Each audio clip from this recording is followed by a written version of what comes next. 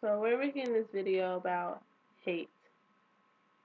It's gotten to a point now where it's absolutely ridiculous. All right. Carter Woodson said, "We should emphasize not Negro history, but the Negro in history. What we need is not a history of selected races or nations, but the history of the world void of national bias, race, hate, and religious prejudice." Like pretty much it's just like it's gotten ridiculous. So pretty much like, and I'm not saying this like for every person, but like people, instead of looking at like Barack Obama making history, they're looking at it as like, oh, he's a black man in office. Why? And when you really look back and you think about things, it's not just that black people have come a long way. It's the world has come a long way together. It's not just black people becoming free from slavery. It's white people or any other race getting over the fact that we're all equal. It's Mm-hmm. not just us going out flaunting the fact that we were beaten or our ancestors were beaten, torn down, raped, killed. It's not even about that. It's the fact It's that like every race has had something that they've had to overcome. Like exactly. every single race has had it, and it's just kind of like blacks, Mexicans, like whatever your race may be, there's always like somebody that's like hating your entire race for what one person did. So DC Sniper went out and shot a whole bunch of people. Now, you want to look at black people like, oh, we're all killers, or like we're all gangsters, or we're all bad, and that's not the case. When we have people that are white, black, Mexican, you have people every day going out killing, raping, stealing, murdering things, just doing crazy things.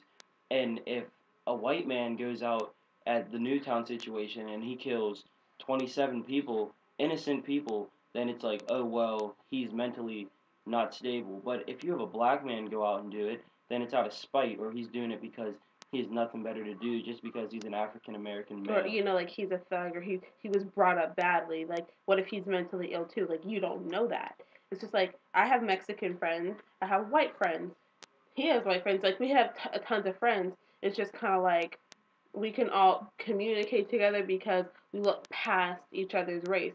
I don't have my Mexican friends or my white friends or my Italian friends. I have friends, which is a group of people that I love and they love me back. It's like I was telling Josh the other day, like we're better united than divided. Like if Josh was white and I were, say, Mexican, if we're hating each other back and forth, like throwing slander at each other, we're not gonna get anything done. We're not gonna progress anywhere, especially if we have the same vision. If we put all that aside and focus on what's important, we have a much better chance of like a success. And a side note to what she's saying, if you look at Barack Obama in office, people want to look at how he's not getting things done, and they want to look at the disarming America things and how welfare is up still and people are unemployed. You can't blame it all on him when those things have been going on For years before years. he was in office. You can't put it all on one person that came in to try to fix the mess. It's just like if you would have voted for Mitt Romney, or Mitt Romney would have won. Right now, I can guarantee you it's February. He was just president was like a week ago, right? Mm-hmm. You would be like, oh, Mitt Romney's not doing anything because everything's still so like you can't, like, it doesn't matter what race you are. It matters with what you do It's in the heart. with what you're given. It's like it's good. It's just like ridiculous. Like people want to be like, oh, black kids are no good. Black kids are from the hood. Mexicans, you look at Mexicans are like, oh, they're bad because they're probably in a gang. White people, they're like, oh, they hate black people. They're automatically racist. It's like you can't judge people. That you have to like stop hating everything. Like it's 2013. Like surely you can find something else to dislike. And if there's people acting that way, it's because something made them act that way. If you think that we're hoodlums, which we're not because we grew up in a white neighborhood and live in white neighborhoods now as we're older, you can't look at us and say, oh, they're hoodlums because they walk around with their pants below their waist. When we have white people out there acting like they're blacker than we are, and I'm pretty dark. But Thank that's you. besides the point. Whenever you see a gang sitting on the side of the road talking about, oh, well, these people killed my families, or these people tried to lock up my father for being completely innocent. then that's why they hate your selected people. It's just like people want to look at black people and they're like, oh, they're in a gang, they're bad people. But I'm like, do you realize if you're a white person hating a black person, the KKK is a gang too. Like a gang is pretty much a group of people with a common goal, whether it is to destroy things or whatever that is. Like, you can't sit there and just like hate something for no reason. Like, you hate black people, Mexican people, white people for something that happened maybe 20, 30 years ago. That has nothing to do with us. You can't hate us for our history, for what brought us here. Yeah.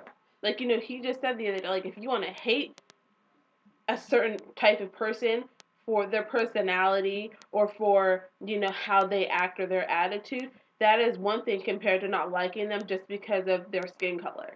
Exactly. Or their background or how they were raised. Nobody can help how they are raised.